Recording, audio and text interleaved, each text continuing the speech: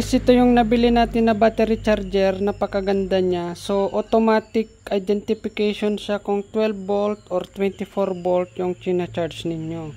So meron tayong baterya dito ng pang motor, 12 volts ito guys, i-charge natin siya.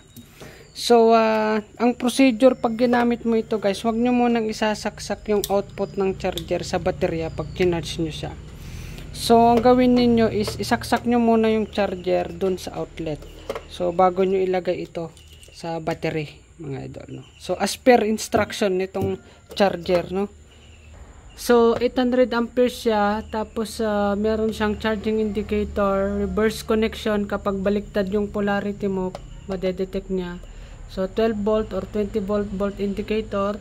Makikita mo rin dito yung selector, manual selector kung car battery yung gagamitin mo, no? So yung baterya ng mga sasakyan dyan, mga kotse, pwede rin mga idol, no? Yan. So manual or automatic, yan.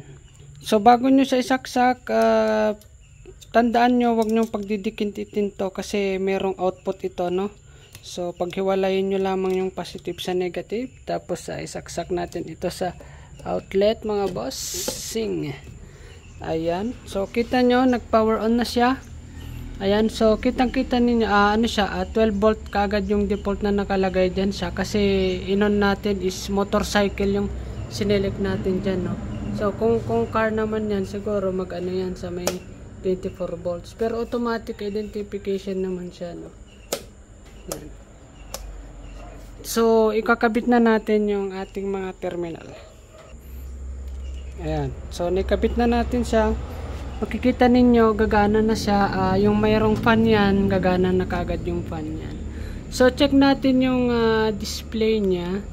So may nakalagay dito 14.4 volts sabi niya. Tapos may kita niyo yung percentage dito. Ngayon full siya ngayon kasi for testing purposes, 0.2 amperes.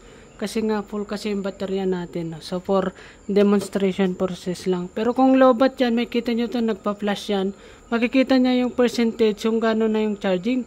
25%, 50%, 75%, 100%. Yan, may kita nyo dyan. Ayan. Okay?